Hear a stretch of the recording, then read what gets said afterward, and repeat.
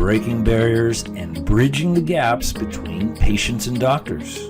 Welcome to Brainstorming with the Docs and your co-hosts, Dr. Glenn Harrison and Dr. Kolby Condos. All right, everyone, welcome back to this week's episode of Brainstorming with the Docs. I'm Dr. Kolby Condos, my co-host, the man across the screen, Dr. Glenn Harrison. What's up, bud? It's been a hot minute. It has been a while. We're going to be a little rusty on this one, but I'm excited about this one. I'm really, really excited about this one. This is kind of, we're winging this to everybody watching and listening, but I was thinking, well, Dr. Kolby, you had a fun day today. How about we just do a day in the life of Dr. Kolby in clinic? So I'm going to hit you with 101 questions. I truly believe that a lot of people don't necessarily know what it's like to be on the other side. And if what we're talking about all the time of breaking the barriers between, doctors and patients, I think it helps when we see the other side of the story, when someone is able to experience that. So, maybe in the future we'll do one on me, but today we're going to pick on you. Are you all set? I'm good, man. I'm ready to roll. Okay. So if, I guess I should start off and replace what you usually say, but if everybody who's watching this podcast or the video cast, and you're looking for more information, health-related information, not just to know about what Dr. Kolby does every day, all night, make sure you hit like and subscribe, hit the bell notification. We're all over the place, Spotify and all the platforms, as well as YouTube. So with that being said, tell me, Dr. Kolby, what time did your alarm go off this morning?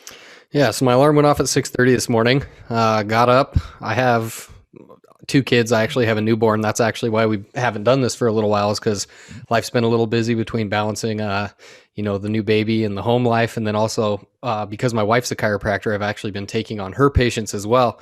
So my life has been pretty busy over the past couple of weeks, trying to squeeze basically double the amount of patients in the same amount of time. I usually roll into clinic about 8 o'clock, maybe a little bit after, depending on what the morning looked like. And then I prep for the day. I try to get everything wiped down with COVID and everything going on. I disinfect everything. Our front desk or office manager, Amber, helps me with that as well. And yeah, I start rolling patients at around 8:30 in the morning. And I see a patient every half an hour until tonight. I got home at 7:30 by the time I wrapped up all the paperwork and housekeeping stuff that I had to do there. Nice. So, yeah. So let's take a little step back there. You said you were in with clients all day, and I know some of the inside scoop of how your day is. But do you have people stacked up? Now you're taking some of your wife's clients on. Do you have people stacked up in the waiting room? Yeah, well, so we don't have them in the waiting room, obviously, because of the COVID protocols and stuff like that. But we do have a waiting list right now, looking out usually about 2 weeks. So people are having to wait a week and a half or 2 weeks to get in, which in the past we've been really made a conscious effort to make sure that doesn't really happen, because we realize that people have a lot going on in their lives as well, and we want to facilitate their health. But yeah, it has been a little bit challenging trying to balance that work home life, teeter-totter, if you want to call it that. So of course. So I'm getting step by step here. So you walk into the clinic, you clean everything down, you're ready to go. You have a bag with you, and it probably has some paperwork as well, because you probably had to do some prep work for your day, right? Yeah. So just to give some people some understanding of kind of this integrative functional diagnostic medicine, you can't just walk in the game and say, okay, I'm taking on the world. You're going to have to do some homework and have some patient communication, documentation, preparing for each or at least most appointments.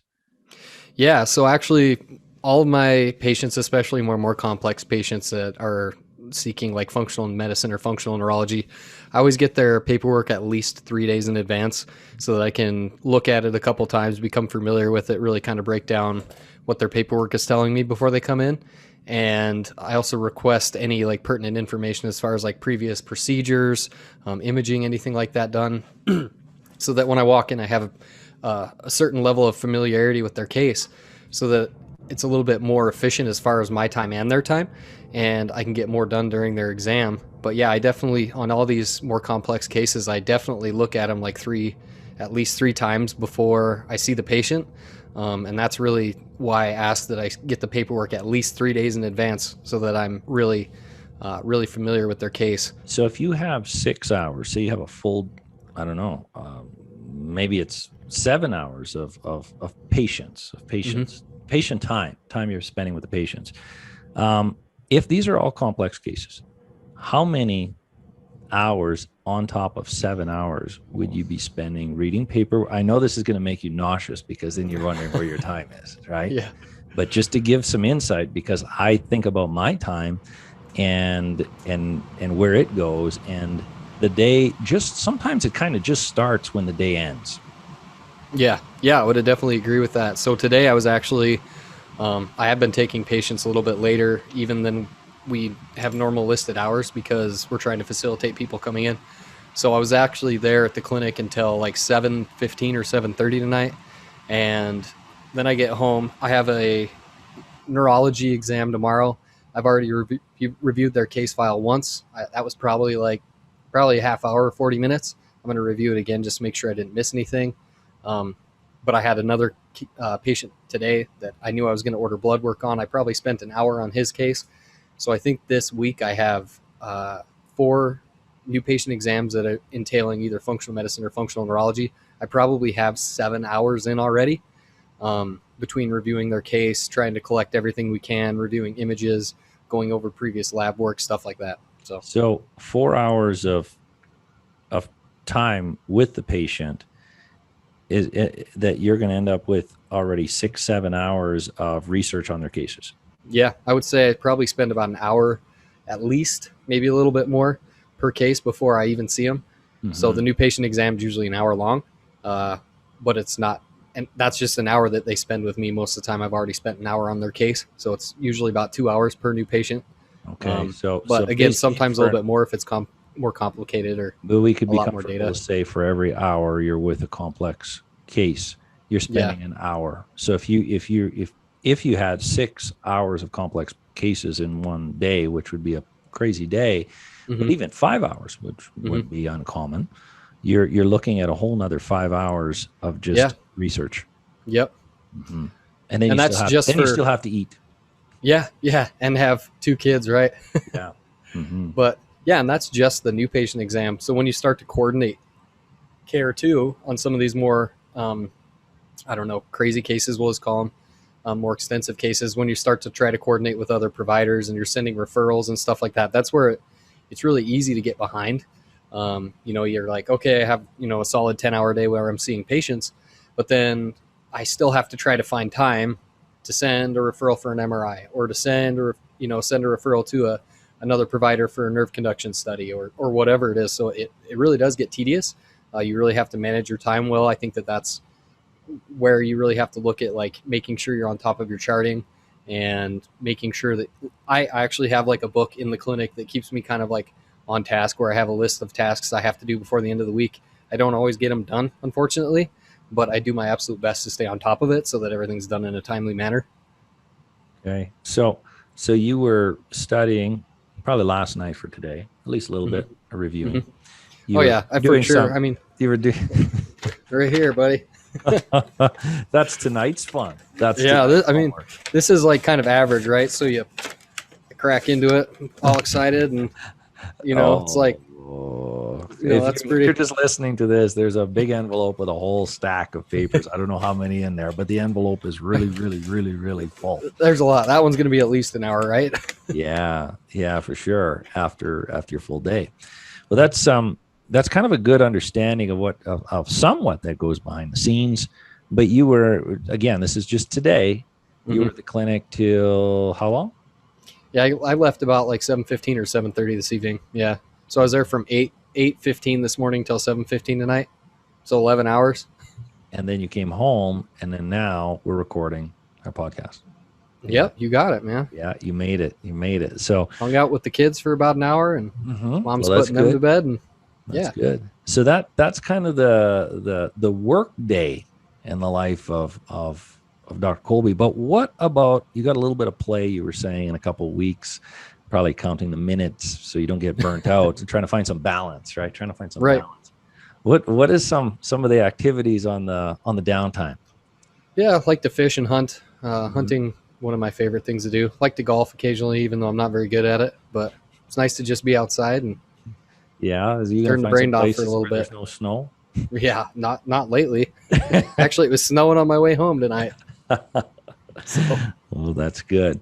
Well, that's really what I really wanted to share, so people can have some insight on behind the scenes. Um, I think a lot. I think most people, and I know even before I got into the field, I had no clue on how much time was involved behind the scenes versus just you're in with clients.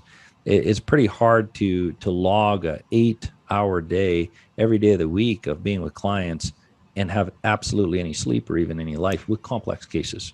right. Well, and even with non-complex cases, you still have to chart those. I think that that's even as a provider, what I didn't really realize when I was in school is like by the time you're done, if I saw 15 patients today, that's still 15 notes that need to be Mm-hmm. accomplished.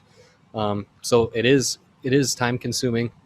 That's probably the part of the job that I probably dislike the most I've never is met making sure that you're staying up on top of your notes. I never met anybody that liked doing that paperwork. I No, read a no. statistic, and I think actually we touched on it in one of our episodes, um, just in the medical community, because they have a lot of paperwork. Hmm. And what percentage of their time they were with patients in the day versus what percentage of time they were in paperwork? Do you remember that statistic? I I remember going over it, but I can't off the top of my head remember what it is. But I'm and sure. the I mean, time. even when we talked with Kaylee Mhm. in one of our previous podcasts, she talked about how much charting she actually does in a day, which is crazy. Um, From what I remember, it was more than the time that they spent with the patient. oh yeah, that wouldn't surprise me at all. No. Yeah. But anyway, Doc, well, thanks for sharing that with us. Hopefully that gives a little bit of insight. I know we're rambling about cases and pathologies and problems all the time. And I think it was probably important for people just to see the day in the life. But, we talked a lot about the time and the hardship, but maybe talk a little bit about a couple breakthroughs or even one that you had maybe this last week.